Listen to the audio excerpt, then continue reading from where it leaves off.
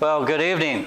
This is quite a joy to be in a room with so many enthusiasts rowing in the same and paddling in the same direction that we do on a daily basis. So I want to thank Regine and Elaine and Tyson and Michael for all the support they give this organization and keep San Diego in the forefront in accomplishing what we have as a region in electric vehicles, the electrification of transportation. So thank you.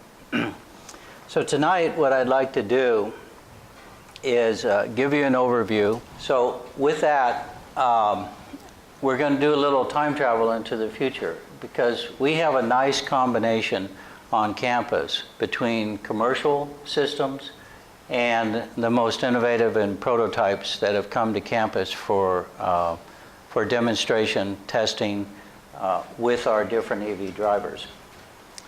So I'll first start out with a high altitude view. We have over 182 different commercial level 2 chargers on campus. And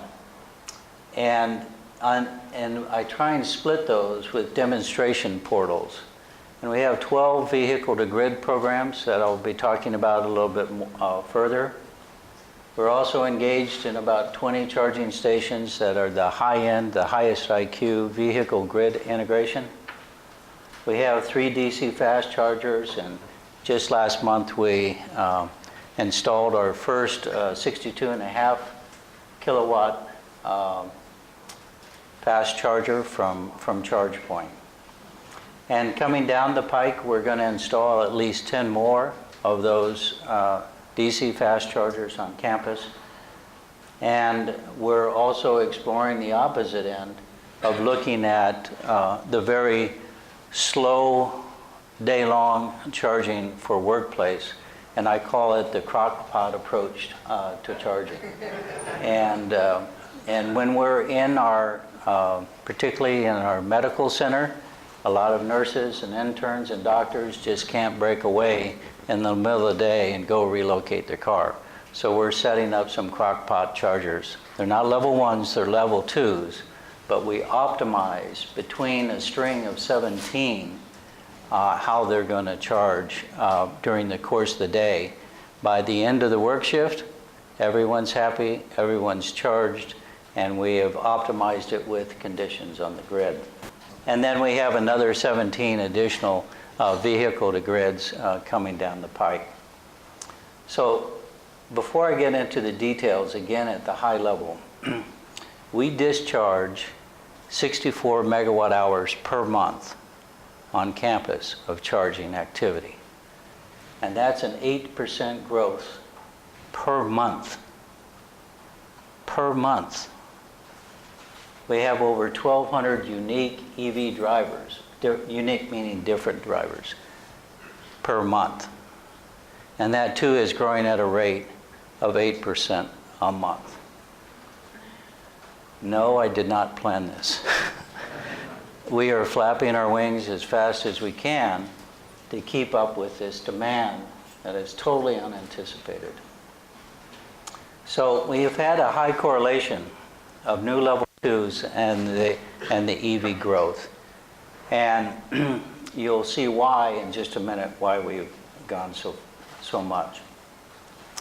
Our 3 DC fast chargers on campus supply about 20%, 27% of all the energy that is dispensed.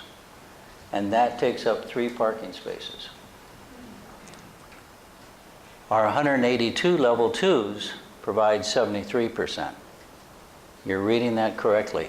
3 equals 27%, 182 equals 73%. Wildly disproportionate. So obviously our future now to keep up with this growth is we have to put more and more DC fast chargers on campus. And also our charging frequency infers that there is a lack of home charging by our commuters. And I'll show you a graph shortly that about 20% of our commuters charge 5 times a week on campus. They either live in Imperial County or they don't have home charging. And then finally, we're trying to mitigate our on-peak usage. We're not only trying to avoid the periods of time when the local utility does not wish to see increased demand, which is pre-10 a.m. and 4 to 10 p.m. in the afternoon. We also try to have the greatest amount of consumption during those periods of time when our grid as a state has a surplus of renewable energy. And so I forever want to be known as the individual who invented the EV happy hour. That needs no explanation, does it? Or I could say our marginal cost of electricity is going to be reflected in our price if the time of use is, no, you understand EV happy hour. And that's exactly what we're trying to do. So during the past 3 years, we've allowed this growth to happen organically, naturally, without trying to really modify consumer behavior. Why? Because we want to find out what is the natural inclination of consumer behavior. And with that baseline data of 3 years of natural behavior, you can now start to tweak it, adjust it, provide incentives, disincentives, penalties, etc., and see how responsive they become. Because when the natural behavior is known, and you also discover how to adjust that natural behavior, then you have success. And success is translated into asset utilization, greater customer satisfaction, superior integration with the grid, and lower cost. So this is a high altitude elevation of what we'll be getting into tonight. So here's our historical growth of energy being dispensed on campus by month. And on the legend you see on the bottom are all the different companies who participate in our microgrid in one form or another. I should spend a moment to talk about our microgrid. It's 47 megawatts peak load microgrid. We have 1 point of interconnection with SDG&E, and we self-generate 80% of all of our own electricity on an annual basis. The other 20% is imported. It's a direct access customer, and that's 95% renewable.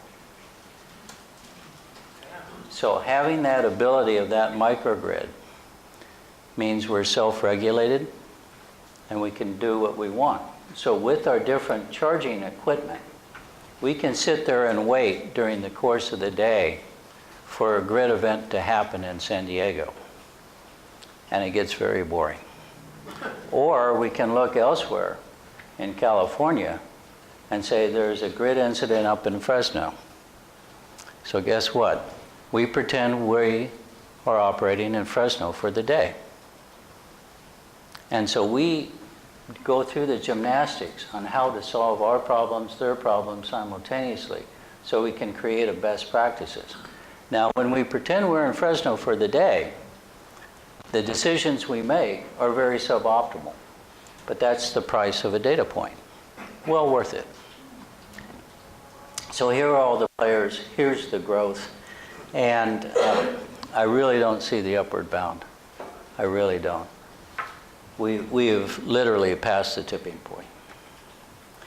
So this graphic here shows just the charge point stations, which are 182 charge points on campus, and 3 locations off campus at our off-campus properties. And we're trying to populate them as best as we can in the local, what we call neighborhoods, amongst our 1,200 acres. And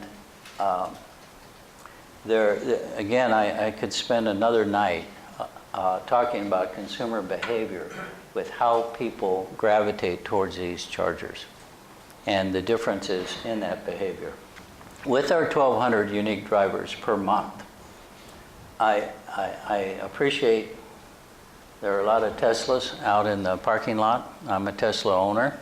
However, we bear the burden of giving a poor impression to John Q. Public as to what electric vehicles are about.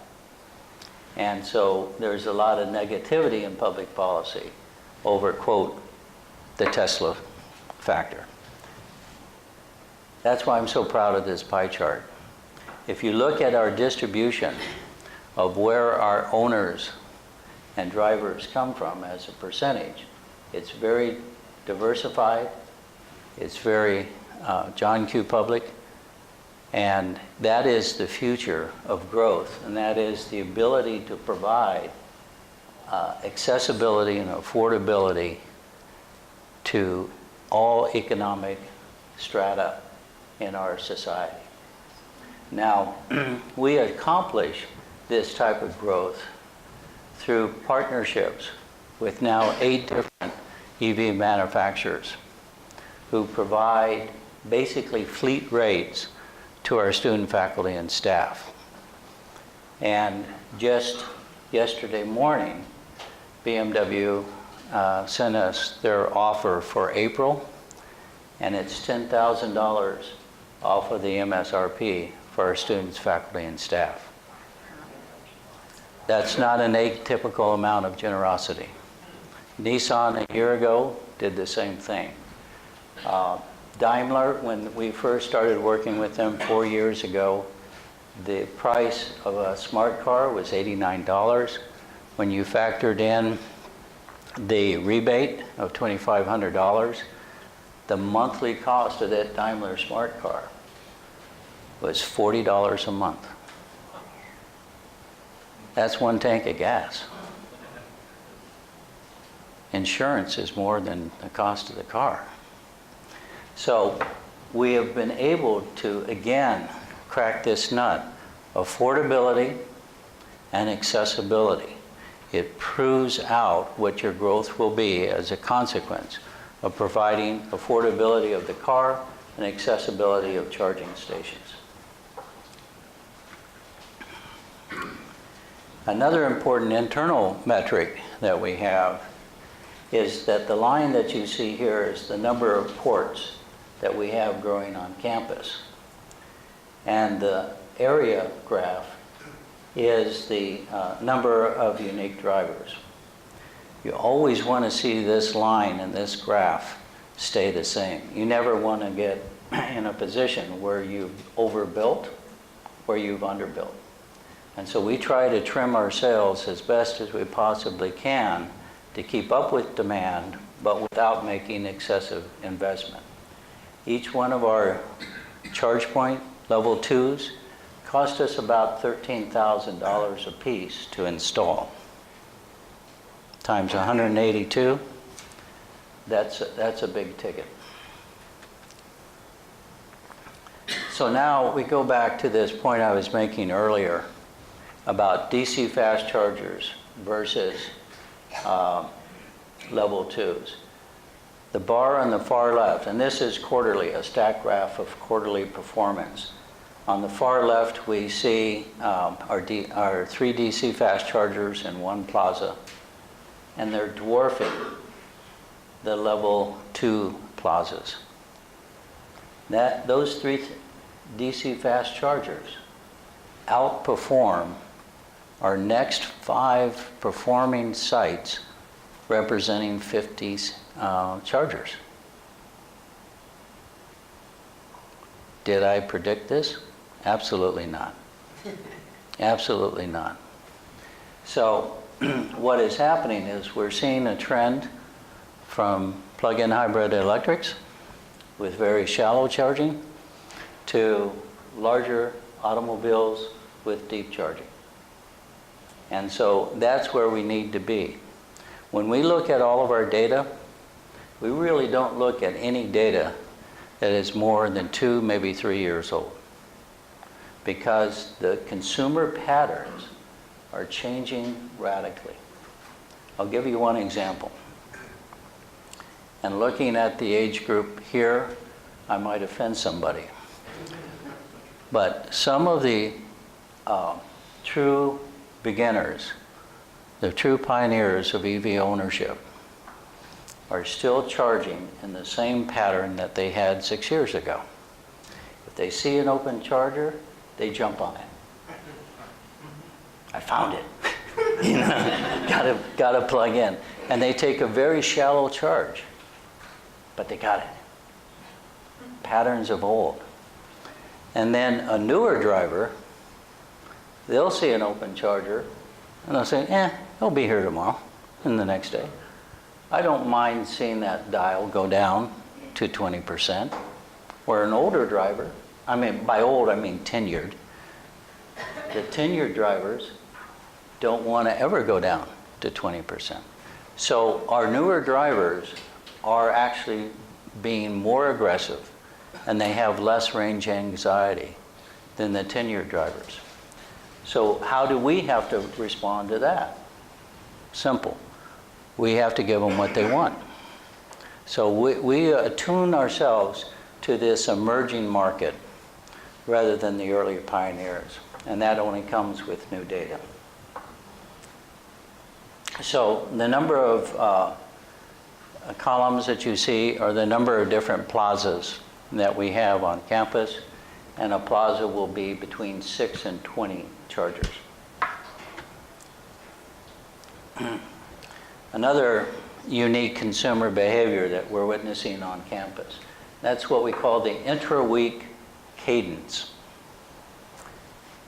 On Monday, every driver is a first-timer when we start the work. Now by Tuesday, in the blue, you see the first-timers are only 40%, and the people who were there yesterday, they're now a second-timer, are about 60%. By Wednesday, it's 1/3, 1/3, 1/3. By Thursday, it's quarter, quarter, quarter. And by Friday, it's 20, 20, 20, 20, which means that we have 20% of our unique drivers in a week are doing 5 times a day, and they're going through that royal pain in the butt, relocating their car in the middle of the afternoon and trying to find an open parking space on a college campus. That's masochistic. But they do it 5 times a day. 5 times a week. And then another 20% do it 4 times a week. Another 20% 3 times a week. Another 20% 2 times a week. And there's only 20% that are actually sane. All right. Did I predict this? Nah, not even close. Asset utilization is the fundamental key to having a sustainable business model. And all of your charging companies, all your site hosts, have to fundamentally have a sustainable business model, or they cannot continue to be in business and provide this service. Whether you're a workplace as an employer, whether you're a public charging station, or whether you're an HOA, what have you, you must have a sustainable business model. How do you do that? High asset utilization. When we have people come in and they might park in the charger all day long, then they are actually, that's telling me my 20 minutes are up, it's time for Q&A. Okay. But that the people who are doing, are staying in the stall all day, we call them stall nappers. And about 35 individuals out of 1,200 are committing over 40% of our stall nappers. So a few bad apples are blocking the near majority of blockage that is occurring. So again, we go back to consumer behavior. How can we change their behavior from being a bad actor to a shared economy? And that's what we're working on. I'm going to run real quickly because I do want to go to the Q&A. Another thing that we're deeply involved in affordability and accessibility, and that is also increasing access to disadvantaged community and low-income communities. So we're working with all the different charging companies, the different regulators, the settlement funds to penetrate that market. We ourselves have over 2,000 employees on our campus that live in these very same communities.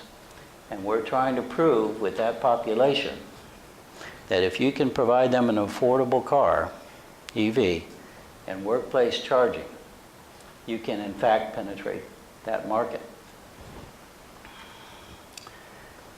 Okay, pretty graphics.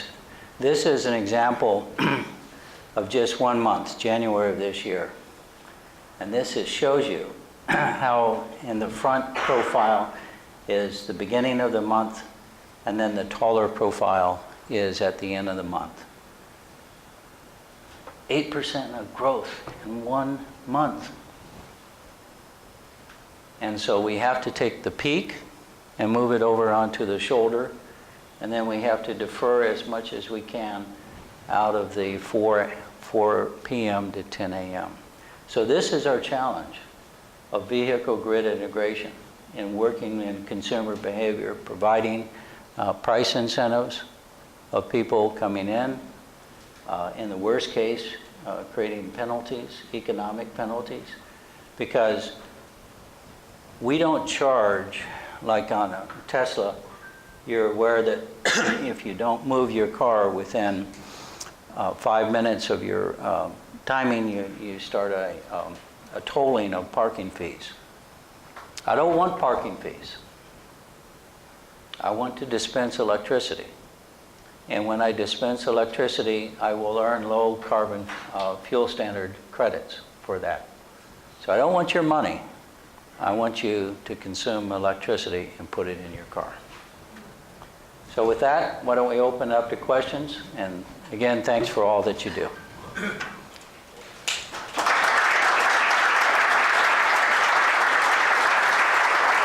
Yes, sir. We'll go to you first. So I saw you had ChargePoint. If somebody has a ChargePoint card from the public, can they go on campus and charge, or Everywhere. Everywhere. Okay. Yeah. The only place we have a ChargePoint that's not open to the public is we have 2 that serve our fleet service yard, and that's behind the fence. But everything else is public. All of our systems are public. But I presume you probably would need a parking sticker.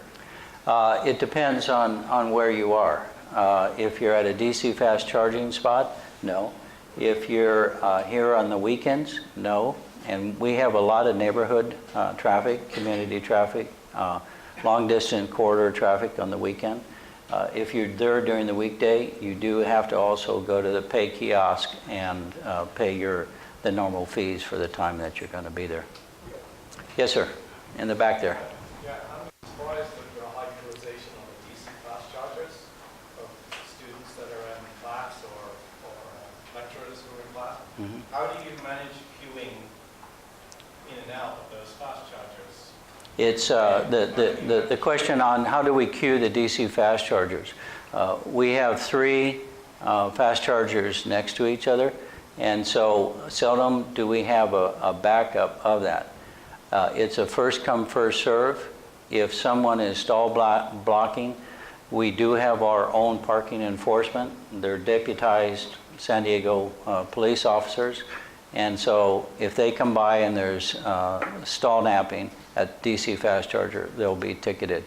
But the bigger problem we have actually, and it's not a problem, it's a condition, is the Lyft and Uber drivers hit the DC fast chargers mid-morning and mid-afternoon. They don't want to be charging during their prime times. So that works out perfectly. That they avoid us in the morning, they avoid us in midday, and they avoid us on commuting time home, and that's when our local community is using it more. So, but and it's also the I-5 corridor traffic that we have come in. So that we do have with ChargePoint a wait list.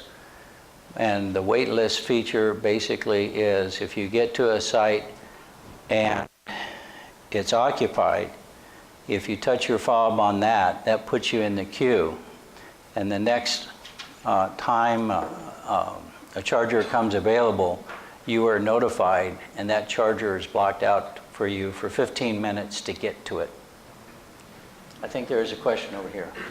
I noticed that on your level 2 charging, the price is 15 cents a kilowatt hour, but on DC fast charging, do you charge by the minute or by the kilowatt hour used? We charge by the kilowatt hour consistently. And the reason for that is the rate is so variable, and particularly on the level 2s, as you all know, the plug-in hybrid electrics charge at 3.3, and the BEVs charge at 6 and above. So the plug-in hybrid electrics would actually be paying twice as much for the same product if we did charge by the minute. And what is the range that you charge for the DC fast charging? On our systems, well, right now it's free for Earth Month because we just started it. And so it's an introduction of letting everybody on campus know. So come try it out, like free ice cream. But the EVgo stations are 35 cents per kilowatt hour. Yes, sir, right there. So far, all the charging stations are on campus, right? No, we have 3 off-campus properties that we operate. Okay, so do you foresee the possibility of expanding it to the UC hospitals as well? The UCSD hospitals? Right. Yes, we, right now, matter of fact, if I had that system up, the Athena parking structure is number 1 and number 2 plazas that we have.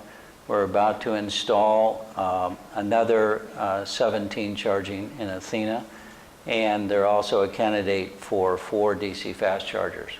So yes, and the same is true as with Hillcrest. That's a very high volume location for us. Yes, sir, right here. Okay. Yeah, behind you, and then I'll go to you. Okay. Yeah, going back to whether these are public or not, I rely on public charging, and when I go to PlugShare, they all say it requires UCSD parking permit. Mm-hmm. So that to me means it's not open to me to use, for me to use. Is that wrong in PlugShare? No, well, PlugShare is being inarticulate. It doesn't require that you have a monthly parking permit. It requires you to go to the kiosk and buy, let's say you're going to charge for an hour, you buy a 1 hour coupon and put it in your dashboard. If it's on the weekends, that it's free parking. Okay? Well, yeah, I think I'll update PlugShare then, because it sounded to me like I couldn't charge there unless it worked there. No, that is not the case. And we, by tracking it the way that we do, we look at unique drivers, and also our weekend drivers, almost exclusively non-community drivers. Yeah. Yes, sir, you were next. Yeah, if I understood your comments, with the level 2 chargers, one of your major problems is, I think you call it stall napping, but you didn't want to invoke financial penalties like Tesla does. And I guess the question I had for you is, you also said you want to sell electricity. Have you ever thought about invoking some sort of graduated idle fee? That is, all right, we're going to give you 15 minutes free, but after that it's going to be $1 a minute for the next 10 minutes, and after that, $1.50 a minute. Something to, because if you start reaching through people's wallets, you're going to get their attention, you're going to incentivize them to move and get greater utilization. Okay, let's go back to the 5-step process for stall napping recovery. First step number 1 is we know who you are. We send you a candygram and share with you our principles of community and the basis of a sharing process. All right? If that doesn't work, we know who you are and we know you're not changing. Let us remind you of the rules. And so, but what we're doing is we're measuring of these 35 people. Did the first candygram work? Great. Did it take the second candygram? And then the third is, this is your final warning. The next time that we identify your car as stall napping, you will be ticketed. And then the fourth, and then again, we're noting the modification of behavior. And then jumping all the way down to the fifth is, if you have 3 unpaid tickets on campus at any one time, you are booted. And it takes $500 to release the boot. So that's draconian. So which is going to work? Would you pull them out of the stall before you boot them? No, they get the message pretty quick. So, but from a learning process, so we can share best practices with everybody else. We can say, okay, if you go to the first 3 steps, that solves 80% of your problem. Because not every site host or employer has their own parking enforcement. But I return to this. I understand your point about hitting them in the pocketbook. But we have a social equity issue. If our highest paid medical doctors look at $2 an hour, $3 an hour stall napping fee, I'll take it. But if our lowest paid janitor is faced with the same situation, there's not an equity between the two. And so, but again, I'm not so much interested in collecting parking fees as I am selling electricity, improving the environment, and earning revenue on low carbon fuel standards. That's my motivation. Yes, sir, and then I'll come to you. Love the data. Thanks for coming. You mentioned the Tesla being bad for public policy. Yeah. Can you expound on that? Yes, it's easy to take shots at electric vehicles by over-characterizing a Tesla owner being the wealthy white male living on the coast. And Hawaii is a good example. Hawaii declined their entire opportunity to have their local utility put in their charging infrastructure to provide accessibility to all over that stereotype. We don't want to raise our electric utility bills so the people out in Kahala can drive their Teslas. That's how it was interpreted. And that cascades throughout. So what we really need to do, and what you folks are doing in each one of these events, you're showing that they're Bolts, they're Daimlers, they're Chevys, they're Fords, et cetera, et cetera, et cetera. And when politicians and regulators believe and get the full impression that this is accessible to all, the public policy will be much more supportive.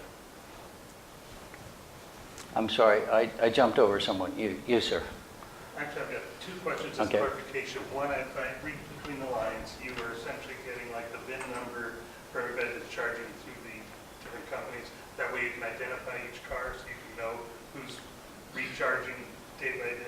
No, ChargePoint only provides us a unique ID number. Okay, well, but Yeah. but you're able to uniquely identify everyone that charges. Yeah, everyone has a serial number on them.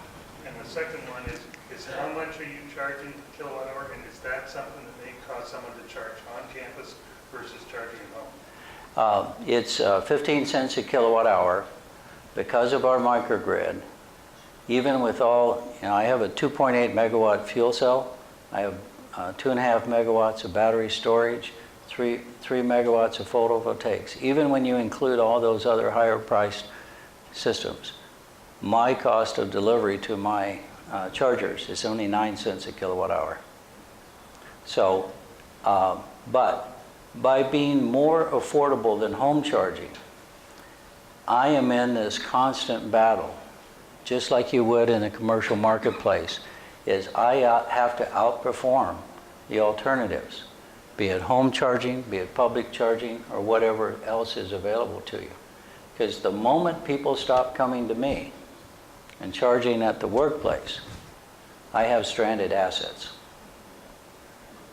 So it's a competitive market. And I'm more proud of the absence of home charging. I mean, if people have access to home charging, great. But if people don't have access to home charging, and now they have access to workplace charging and have subsequently purchased an EV, then that's a double success story. Your cost of charging on campus is roughly equivalent to the evening charge at home. No, 15. Who here? Oh, off-peak. Yes, off-peak. You're right. Yeah. Yeah. Yes, sir. Right over here. I'm wondering about, for example, you're a full-time student, you're living in a place where you can't charge at home, you manage to afford a low-cost electric car like the smart car that you mentioned. Is a student, a full-time student, eligible for any kind of discount on charging with, full-time students are eligible for discounts and other things. Can they get a discount at a university, for example? No, they can't. Nor can, and matter of fact, to rewind it, freshmen are not allowed to have cars on campus this year, whether you're a resident or a non-resident. And next year it will include sophomores as well. And so we're shrinking the permissibility of lower division students driving to campus because of all of our construction. For those of you who haven't been to campus lately, we have 7 construction cranes on campus, high-rise construction cranes. And by the end of this year, that number will be 17. We are adding 5,000 new beds of housing, and I almost feel like I'm in Singapore during the 90s. You know? Okay, Regine, Tyson, how are we doing on time? I don't. Okay. Yes, sir. Yeah. So kind of on that same point of behavior, it looks like you have like a 4-hour limit on the level 2 charging. So if that's the case, I'm curious how that affects, maybe the behavior of people using it. 'Cause I know like at workplaces, many workplaces don't have a 4-hour limit on level 2 charging. Okay, let me correct that reading, which is a popular interpretation. On our campus, we have allowable parking during active charging not to exceed 4 hours. So if you had a Tesla on a level 2 and you're going to be there more than 4 hours, you can only be there 4 hours. If you're a plug-in hybrid electric and you take a shallow charge and you're done in 20 minutes, that you don't have another 3.5 hours to park. You do have a grace period, but the 4 hours is the maximum of active charging, not the 4 hours of parking. Yeah. So my Yeah. question is why do you put that? I mean, is it like the natural, We're trying to do that right now, and pardon me if you're offended by our metric. It's called vacancy mortality. How long does a charging spot remain open before it's closed by another driver? And so we're trying to find what is that natural rate, that natural cadence of how people get their grace period, and then it's almost like airport parking. No sooner does You measure milliseconds, don't yeah. Oh, we're down to nanoseconds, But we want to find that. You ask a great question, because we want to find what is that natural cadence where people are comfortable moving within, let's say, 30 minutes of the end of it. We also have people, through this wait list feature, you're given 3 notices on, okay, you've expired, please move, please move. Damn it, please move.